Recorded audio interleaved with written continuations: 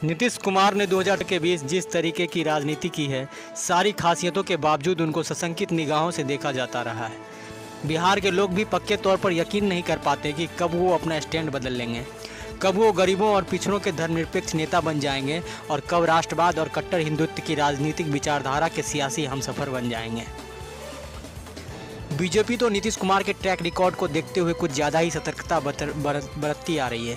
अगर ऐसा नहीं होता तो शायद चिराग पासवान भी एनडीए से स्पेशल लीव लेकर बीजेपी की बी टीम बनकर चुनाव मैदान में मोर्चा नहीं संभाल रहे होते।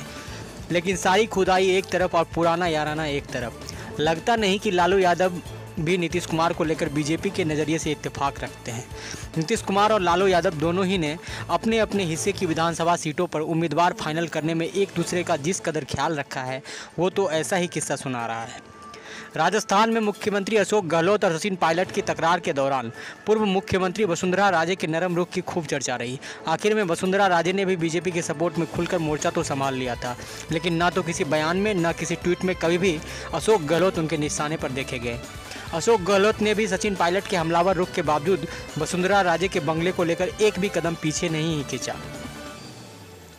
बंगले के बहाने ही सोचे तो तेज प्रताप यादव को नीतीश कुमार की कृपा से ही अलग बंगला मिल पाया, और ये भी नीतीश कुमार के लालू परिवार के प्रति उनके सॉफ्ट कॉर्नर का ही एक नमूना रहा। हालांकि बीजेपी को नीतीश कुमार का ये रवैया नागवार गुजरता है। जबकि ऐसा ही भाव चिराग पासवान दिखाते हैं तो बीजेपी कुछ भी नहीं बोलती। भरोसे और शक के रिश्ते में अक्सर ऐसा ही होता है। इस मामले में ना तो बीजेपी को दोषी माना जाना चाहिए, ना नीतीश कुमार को और ना ही लालू प्रसाद यादव को। असल बात तो ये है कि हर कोई अपने अपने हिस्से की राजनीति अपने तरीके से कर रहा है। राजनीति का पेशेवराना अंदाज तो ऐसा ही होता है और उसमें एक ही मूल मंत्र होता है, येन केन प्रकारेन।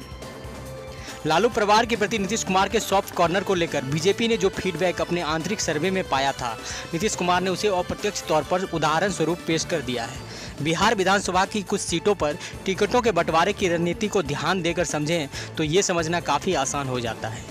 बिहार की राजनीति में दो वाक़ये ऐसे रहे जिनको लेकर कई तरह से कयास लगाए गए हैं और वो किसी भी तरीके से निराधार नहीं थे। पहला, जब करिश्मा राय को तेजस्वी यादव ने आरजेडी ज्वाइन कराया, और दूसरा जब चंद्रिका राय को नीतीश कुमार ने जेडीयू में बुला लिया। चंद्रिका राय कोई और नहीं बल्कि लालू प्रसाद के समधी। चंद्रिका राय ने बेटी ऐश्वर्या की शादी लालू प्रसाद के बड़े बेटे तेज प्रताप के साथ कराई थी। फिलहाल दोनों के बीच तलाक का मुकदमा चल रहा है। करिश्मा राय भी कोई और नहीं बल्कि चंद्रिका राय की भतीजी है। जब चंद्रिका राय ने जेडीयू ज्वाइन किया तो उनसे कहीं ज़्यादा ऐश्वर्या के चुनाव लड़ने की संभावनाओं पर सवाल भी पूछे गए और चर्चाएं भी खूब हुई। चंद्रिका राय ने भी ऐसी गोलमोल बातें कही कि लगा ऐश्वर्या भी चुनाव मैदान में उतरने का मूड बना चुकी है। अब ऐश्वर्या के चुनाव लड़ने की बात चली तो माना जाने लगा कि वो तेज प्रताप को भी चुनाव मैदान में चैलेंज करेगी। तभी पटना के राजनीतिक हलकों में एक और चर्चा छिड़ी कि ऐश्वर्या को तेज प्रताप नहीं बल्कि तेजस्वी यादव को उलझाने का टास्क मिल सकता है। तब जो चर्चा रही वो ये कि ऐश्वर्या को तेजस्वी यादव के खिलाफ राघोपुर से जेडीयू का टिकट मिल सकता है, ताकि आरजेडी के मुख्यमंत्री पद के उम्मीदवार को अपनी सीट पर उलझाया जा सके। जब तेजस्वी यादव अपनी सीट पर फोकस करेंगे तो आरजेडी के लिए बाकी सीटों पर मुश्किल होती, क्योंकि फिलहाल आरजेडी में ले देकर सुपरस्टार प्रचारक तो तेजस्वी यादव ही हैं। मगर जब चुनाव का मौका आया तो नीतीश कुमार ने सीट शेयरिंग के दौरान बड़े ही सोफियानी तरीके से राघोपुर की सीट बीजेपी को थमा दी, ताकि टकराव की कोई गुंजाइश बचे ही नहीं। मुंह में छुरी और बगल में राम की राजनीति भी तो कोई चीज़ होती है।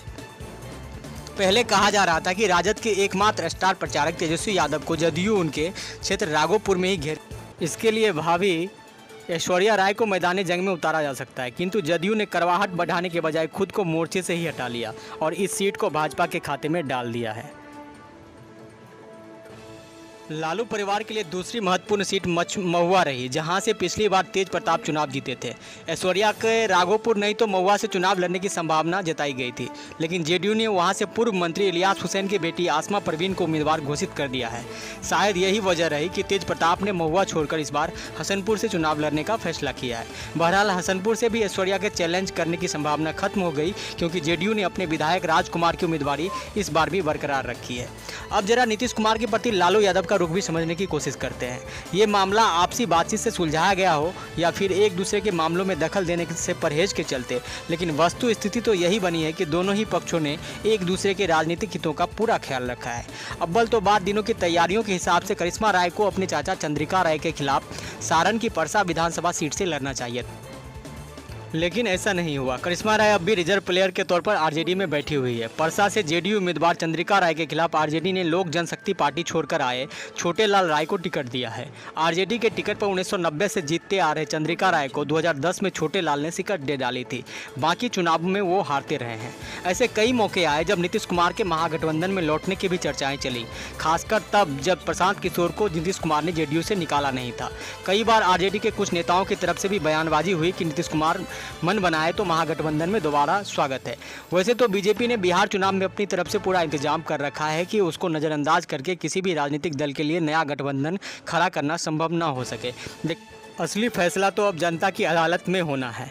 क्या मालूम नतीजों बाद सारी रणनीतियां धरी की धरी रह जाएं।